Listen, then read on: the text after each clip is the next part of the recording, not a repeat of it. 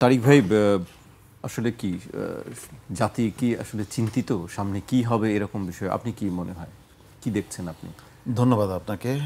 আজিজুল বারী হেলাল ভাইকেও আন্তরিক মোবারকবাদ জানাচ্ছি এবং এই মুহূর্তে যারা এই অনুষ্ঠানটি দেখছেন তাদের সকলকে ইসলামী আন্দোলন বাংলাদেশের পক্ষ থেকে শুভেচ্ছা জানাচ্ছি। জাতি চিন্তিত কিনা? হ্যাঁ, জাতি চিন্তিত। জাতি চিন্তিত।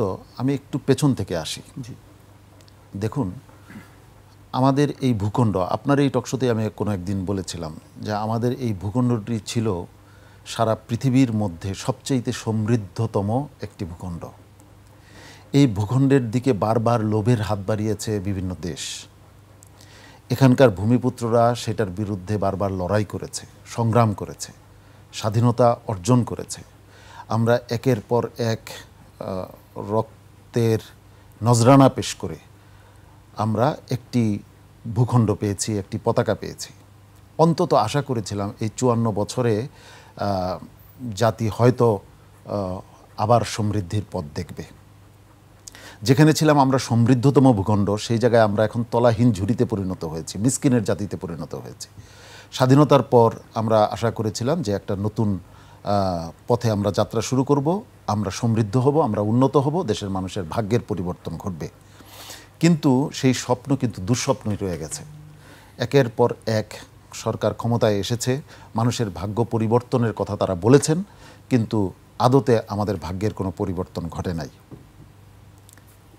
সর্বশেষ, আমি আর মাঝখানের ধারাবাহিকতা বললাম না, সর্বশেষ ২৪-এর গণ অভ্যুত্থানের পর আমরা নতুন যাত্রা শুরু করব বলে আমাদের একটা প্রত্যাশা ছিল, কিন্তু সেই প্রত্যাশা মানুষের মধ্য থেকে ফিকে হতে শুরু করেছে। মানুষ বুঝতে শুরু করেছে যে আমরা যা আশা করেছিলাম তা বোধহয় আর হতে যাচ্ছে না। ২৪-এর গণ অভ্যুত্থানে আমাদের মধ্যে যে একটা ঐক্য ছিল, একটা দারুণ ঐক্য ছিল যে আমরা দেশটাকে নতুনভাবে গড়ব, সেই গড়ার পথে মনে হয় যে আমরা হোঁচট খেয়েছি। কেন এই অল্প সময়ের মধ্যে ফিকে হয়ে গেল? কেন ফিকে হয়ে গেল কেন? এখানে দেশটা আমাদের কাছে, অনেকের কাছেই গৌণ হয়ে গেছে। আমি বা আমরা মুখ্য হয়ে গেছি। আমরা মুখ্য হয়ে যাওয়ার কারণে, দেশটা গৌণ হয়ে যাওয়ার কারণে যে যার মতো টানাটানি শুরু করেছে। মানে সবাই ক্ষমতায় আসতে চায়, রাজনৈতিক যে কোনো মূল্যে ক্ষমতায় আসার জন্যই রাজনীতি করে, ক্ষমতায় যাওয়ার জন্য রাজনীতি করবে। কিন্তু আমরা কি চেয়েছিলাম? গণ অভ্যুত্থানের একটাই ছিল যে দেশের একটা সংস্কার হবে, দেশের রাষ্ট্র সংস্কার হবে। আপনার মনে আছে যে রাষ্ট্র সংস্কার চলছে, রাষ্ট্র মেরামত চলছে। এইটা একটা সুনির্দিষ্ট বার্তা। তার মানে আমি ক্ষমতায় যাই, তারপর রাষ্ট্র মেরামত করব, এটা নয়। এখন রাষ্ট্র মেরামত হবে, রাষ্ট্র মেরামতের পর সবাই ক্ষমতায় আসবে এবং সেই ক্ষমতা দেশের মানুষের কল্যাণে তারা ব্যয় করবে এবং সেটা নিশ্চিত করবে। কিন্তু দেখা যাচ্ছে যে সেই রাষ্ট্র মেরামতের কোনো কিছুই হয় নাই। দুই একটা জায়গা ছাড়া এখনও পর্যন্ত আমরা কোনো সুফল দেখতে পাইনি। একটা ব্যাংক ব্যবস্থাপনায় কিছুটা সুফল আমার দৃষ্টিতে আছে, এছাড়া খুব বেশি দৃষ্টিগ্রাহ্য তেমন কোনো সুফল আমি দেখতে পাই নাই।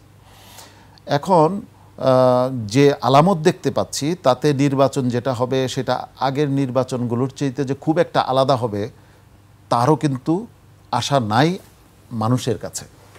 কারণ লেভেল প্লেয়িং ফিল্ডের কোনো আলামত দেখতে পাচ্ছি না, সব কিছু একদিকে ঝুঁকে আছে।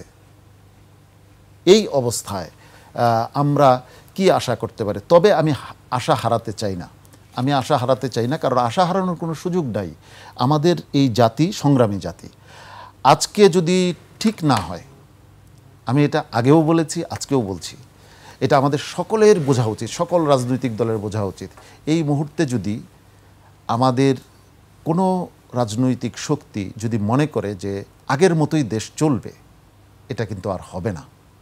হয়তো এই গণ অভ্যুত্থানের মধ্য দিয়ে আমরা কোনো সাফল্য পাব না, তারপরে অনুষ্ঠিত হবে গণবিপ্লব, যেটার আর কোনো, যেখান থেকে আর ব্যর্থতার কোনো সুযোগ থাকবে না। আপনি আগামীতে গণবিপ্লবের যদি না এইবার আমরা কোনো রেজাল্ট আনতে না, জনগণের জন্য আমরা রেজাল্ট তুলে দিতে না পারি, অবধারিতভাবে একটা গণবিপ্লব অপেক্ষা করছে এবং সেই গণবিপ্লব হবেই। এটা পৃথিবীর সমস্ত জায়গার দেখেন যে ৯০-এর গণ অভ্যুত্থান হয়েছে, আমরা সফলতা পাই নাই। 24-এর কিন্তু গণ অভ্যুত্থান হয়েছে, এটি আশার কথা না আশঙ্কার কথা? না আসলে এটা আশার কথা, আশার কথা। কারণ সফলতায় আমরা যাব, এই জাতি আর মুখ থুবড়ে পড়ে থাকতে চায় না। আর কতকাল আমরা মুখ থুবড়ে পড়ে থাকবো? আপনি যদি ঢাকা এয়ারপোর্টে যান, যারা এদেশের রেমিটেন্স আনে তাদেরকে এখনও যে পরিমাণ হেনস্থা করা হয়, তাদেরকে যে পরিমাণ নিগ্রহের শিকার হতে হয়, এটা যারা এদেশের অর্থনীতির চালিকা শক্তি তাদেরকে সবচেয়ে বেশি নির্যাতন করা হচ্ছে। এটা আর কতদিন মানুষ সহ্য করবে? আর সাধারণ মানুষ তাদেরকে যেমন দাবার গুটির মতো আমরা ব্যবহার করছি রাজনৈতিক দলগুলো, এটা তো হতে পারে না।